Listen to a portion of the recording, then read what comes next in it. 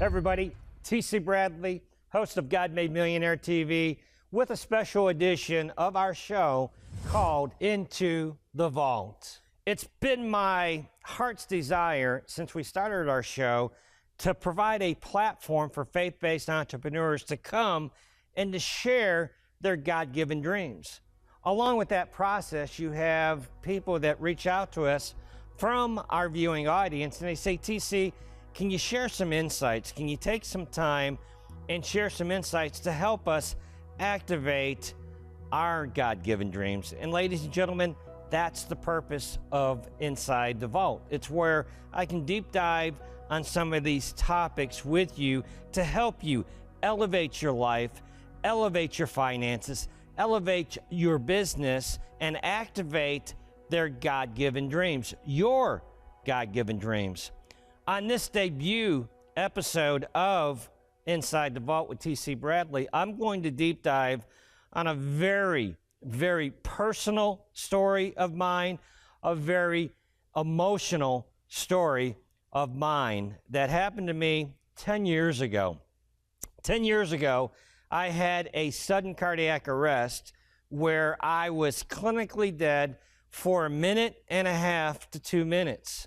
A minute and a half to 2 minutes, no breath, no breathing, flatlined for a minute and a half to 2 minutes. Before the paramedics revived me, they shocked me 2 times to bring me back to life that early morning.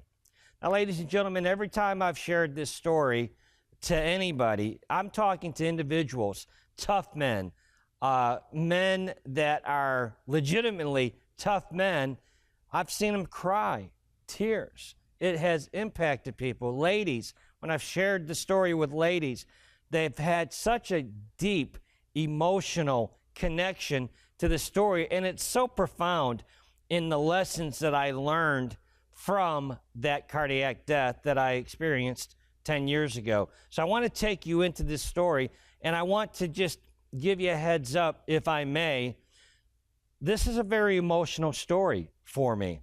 This is a story. I was on the way to the studio this morning, and I was just in tears, remembering the goodness of God over my life and what He had done for me. And here's what I want you to know, is that what God has done for me, He can do for you. So many are watching the show right now, and you need a miracle. You're standing at the point of need. Maybe you've been diagnosed with a life-threatening illness. Maybe your finances are on a death's door. Maybe you have a relationship that is challenged right now, and it's on its last legs. You need a miracle. This is your show, TC Bradley Inside the Vault, sharing the God Says When story. I want to take you into that morning of what happened to me, this life-changing experience of mine. That night, I retired to go to sleep, and before so, I wasn't feeling well, wasn't feeling up to speed, and I took a jacuzzi. We have a jacuzzi bathtub, and I figured, okay, nice relaxing bath, that would help me out. Well, ladies and gentlemen, I had such indigestion in my chest. It felt like I had 2 hands coming up my chest, going to my throat, and I knew something was terribly wrong. I then went to bed. I figured, well, if I lay down, maybe, just maybe, I'll get some relief. This is the first time that it had ever happened to me. Well, I couldn't get a position of comfort, so I got up to go downstairs to get a drink of water. It's that time that my wife woke up and she said, honey, what's wrong? And I said, I'm not feeling well. I'm having some chest pain. I want to go downstairs and get a glass of water. She got up immediately. I went downstairs, got a glass of water, got some baby aspirin, and took the baby aspirin, because if you ever do have chest pain, folks, that's one of the first things you have to do is take some baby aspirins. That's what they recommend. So that's what I did immediately, is took some baby aspirin and a glass of water, but it didn't do any good. within a few seconds, I felt so nauseous. I felt very, very nauseous, and I started to get overheated. So I went to the bathroom, and I laid on the tile floor. We have tile throughout our home, and I laid on that cool tile to cool down because I was getting overheated. And ladies and gentlemen, that's when the left arm of mine went numb. It was like tingly, and it went numb. It was in this position, laying in that bathroom floor, that my wife, when she came downstairs to check on me, found me. And she said, "I'm going to call 911. I said, "Please, don't call 911. I just need a cool rag for my forehead. I need to get cooled down, sweetheart." She didn't listen to me. She called 911, so I knew that the paramedics were on their way. Ladies and gentlemen, when they came in like alpha dogs into my home. They were on point, they were ready, and they hooked me up to monitors, and I asked them, I said, "Am I having a heart attack?" And they said, "Mr. Bradley, we cannot give you a medical diagnosis, but we strongly recommend that you go to the hospital." And I said, "Unless you can tell me I'm having a heart attack, I'm not going," because you see, ladies and gentlemen, I felt that whatever I had been going through, that I had overcome. I felt like, okay, and I don't know if it was due to the fact that the paramedics were there and I had a sense of relief that somebody that could help me was there. But I was feeling better and I was refusing to go, and they really were insisting that I go, and I'm off in the distance. My wife is standing there, Miss Vicky. Unbeknownst to me, ladies and gentlemen, I was dying right before her very eyes. Vicky is in the healthcare industry and so loving, so kind, and she sat in the distance and she saw me, and she said to me afterwards, "Your color was ashen gray." And I saw that I had upset my wife of 32 years.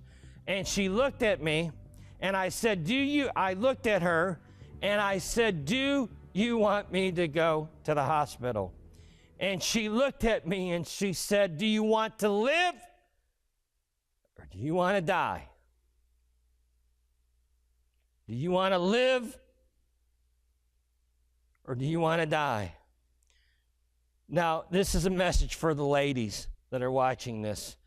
Understand that you have husbands that you think don't listen to you. You have husbands that you think don't hear you. Understand this, understand this, sister. Your husband hears every word you say. I heard my wife in that moment. I knew that I had upset her, and I would never, ever do that in a million years. So, ladies that are watching this, understand your husband hears you. I heard her loud and clear, and I said, "Do you really think I should go?" And she said, "Yes, I do, honey." And I said, "Okay, I'll go." I told those paramedics, "Okay, I'll go." So the paramedics, on hearing that I agreed to go to the hospital, immediately they sprung into action, and they said, "Mr. Bradley, can you walk to the stretcher?" And I got on the stretcher, and as they rolled me out of my home that early morning, I felt that indigestion start creeping up. I felt those hands start to creep up around my neck. And they rolled me down my driveway. They hoisted me up into the back of that ambulance. And I remember seeing my wife, Vicky, outside the ambulance of 32 years. And I blew a kiss to Miss Vicky. And I remember feeling funny, and I said to the paramedic, "I feel funny." That was the last thing that I said. Immediately, I was no longer in that ambulance. Immediately, I'm on a train platform. And I've got my hands in my pockets like this, and I'm looking left and I'm looking right because there's speeding trains on both sides of me. It's like a silver train, and on the side of these trains are LED screens, huge LED screens, and I'm seeing my life flash before my very eyes on these LED screens. I'm literally seeing this on both of these trains, and they're going at such a rapid pace into this tunnel. And because they had these LED lights on that tunnel, you could see the brightness of that tunnel. And I'm standing there on this train platform, and I'm looking left and I'm looking right, and I'm trying desperately to figure this out. I'm confused. I'm like, what is it that I am seeing here? I'm trying to get it sorted out in my brain, and all of a sudden, bam, I am back in that ambulance. I am back in that ambulance. The sirens are going. The intensity of that moment, whoever was driving that ambulance was doing so with a profound sense of urgency. And the paramedic, Ray, who was working on me, when I last saw him, he looked clean. He looked fresh at that moment in time. But when I came back in that moment, he had looked like he had been on a treadmill for an hour working hard because he was sweating, and he looked over the top of me and he goes, "Dude, you're the 1%. And I said, "What do you mean I'm the 1%? He said, 99% never come back from where you just were. I said, "Where was I?" He said, "You were gone. You were gone in that moment." And I have to tell you that in that moment, I didn't accept what this man said to me. I didn't accept it. I did not accept it. Just because you tell me that doesn't mean that that's the way it went down.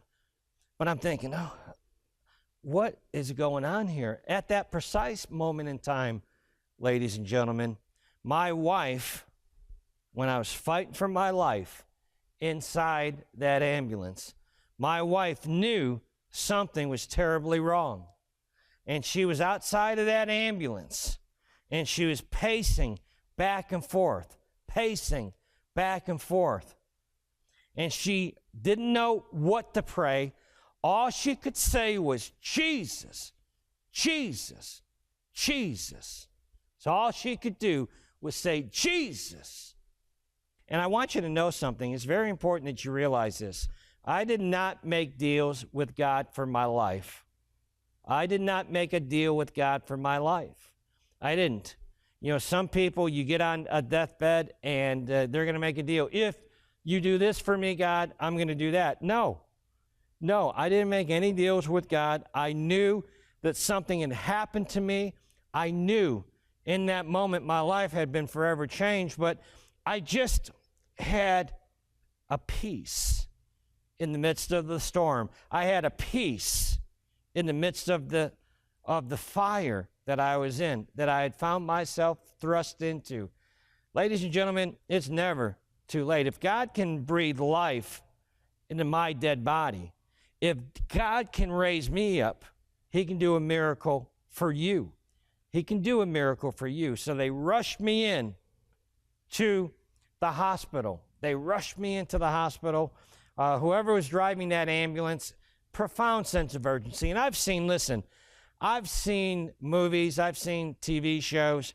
Nothing will replicate the terror that you would feel if you didn't know the Lord in that moment.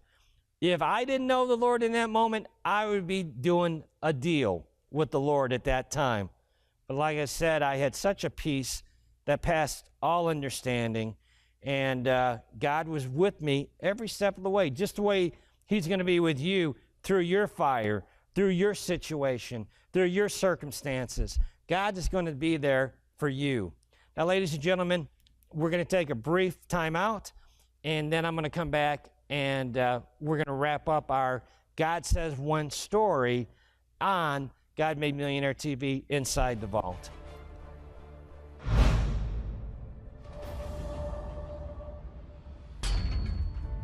Hey everybody, T.C. Bradley, host of God Made Millionaire TV, and I was thinking the other day of how my life was profoundly impacted and changed for the better when I published my first book, Supernatural Success.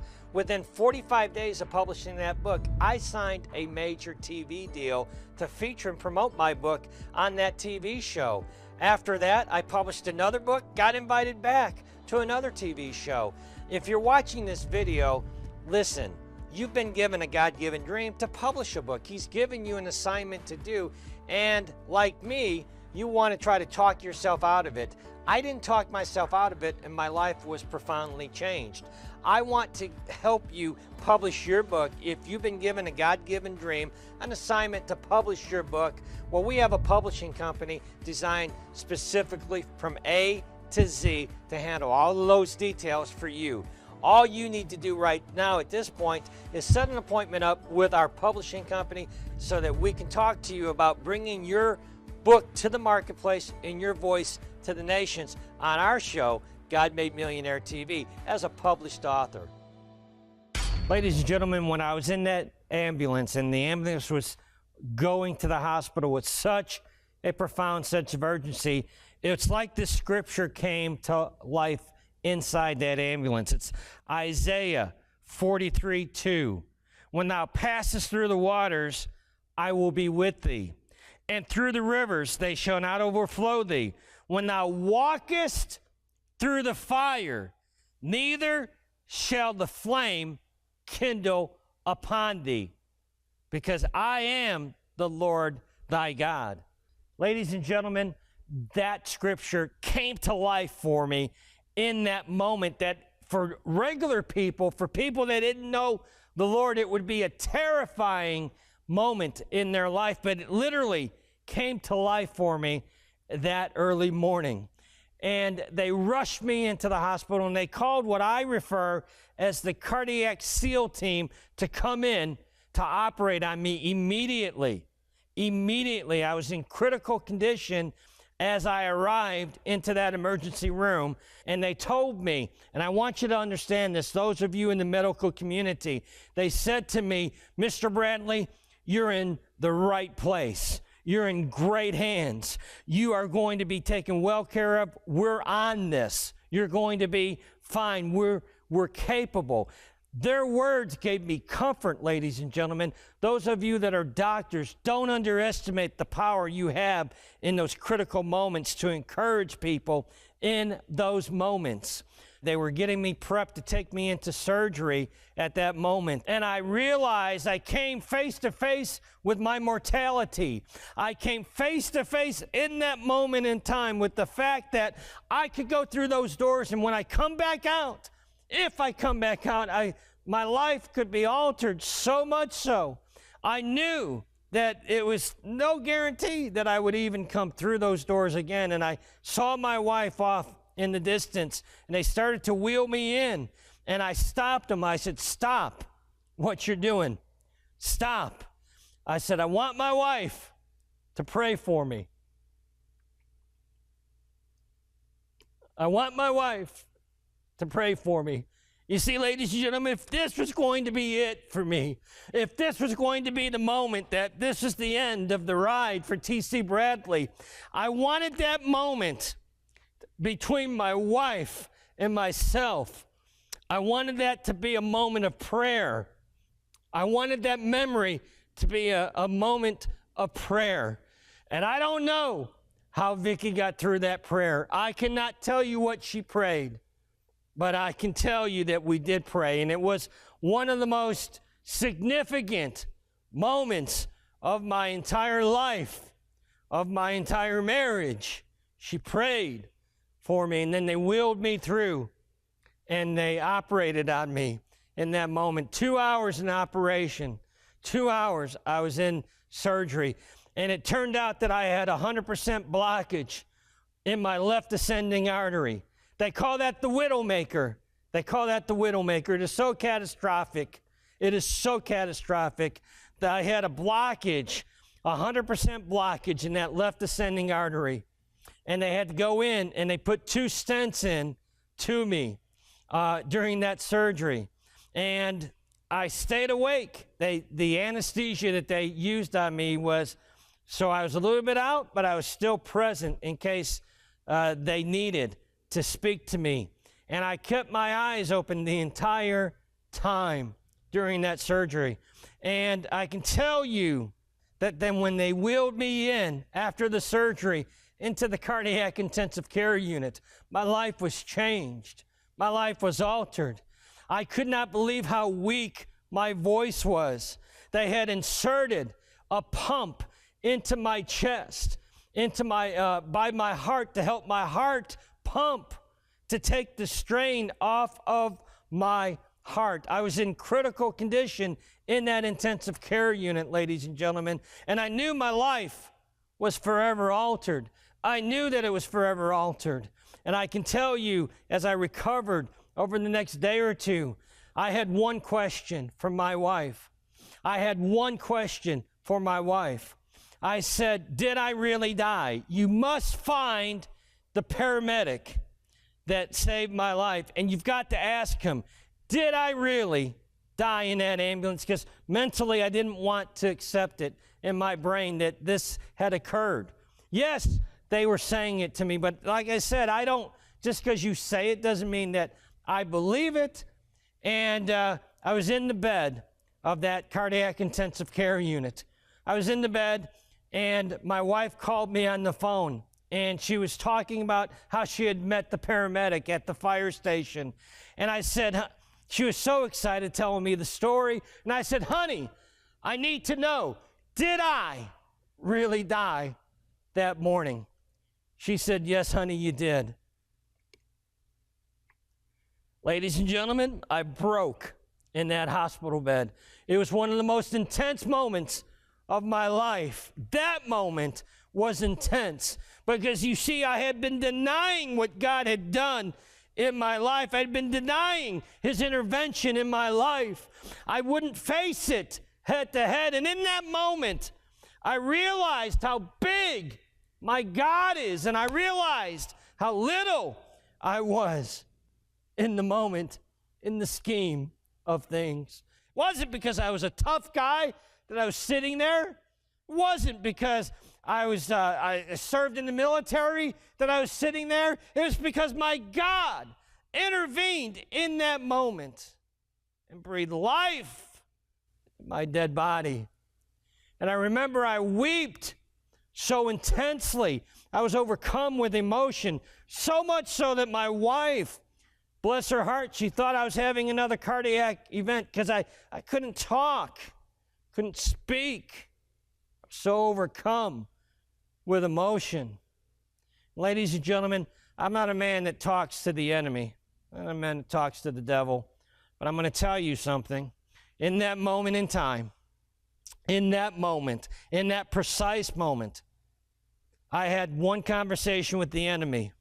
And I said, you messed with the wrong guy. Do you hear me? You've messed with the wrong man. Because I still had my giftings, I still had my abilities, still had my talents. I could still speak. And I said, I'm going to wreck your kingdom.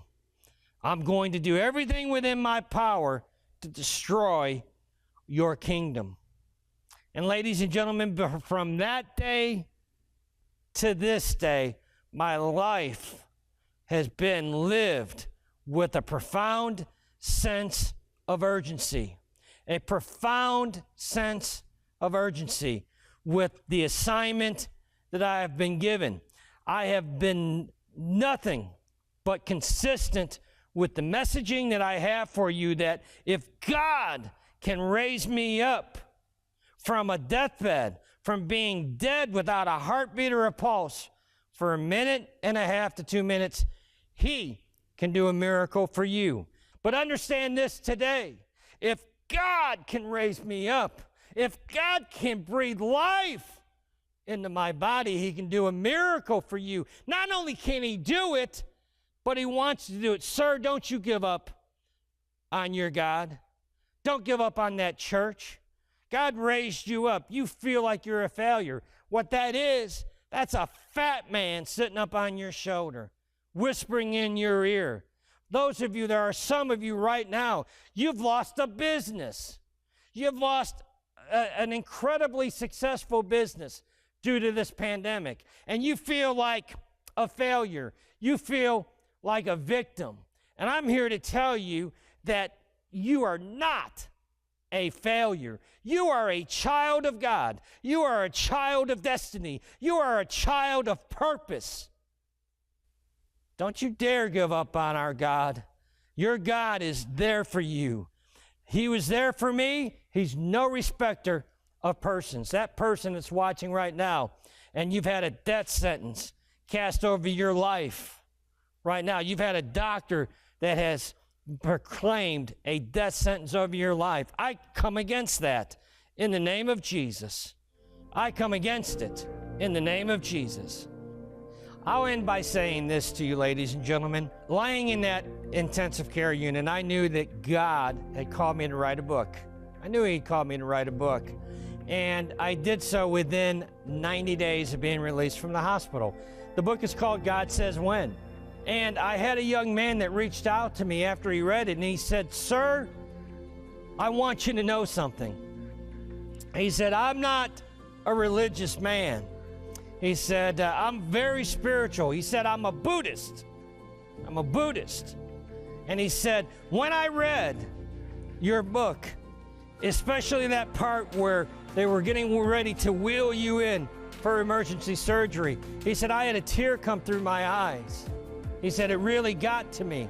I said, "Sir, let me explain something to you. I appreciate that you enjoyed the book, but it wasn't some fat man that hiked his fat behind up in that ambulance and breathed life into my dead body that morning. It was not. It was a man that conquered hell, death, and the grave. He came in, unbeknownst to those paramedics, and he breathed life into my dead body." And I'm going to end by saying this to you, what my wife said to me that morning. Do you want to live, or do you want to die? Do you want to live, or do you want to die? Do you want that church to live, or do you want it to die? Do you want that relationship to live, or do you want it to die? Do you want that business to live, or do you want it to die? Well, I've got good news for you. Your God is able. Your God has been there right from the start, and He's going to take you through. Don't give up. Don't give up on your God. Don't you dare. I believe in you. I believe in you. Until next time on God Made Millionaire Inside the Vault, don't you give up on your God.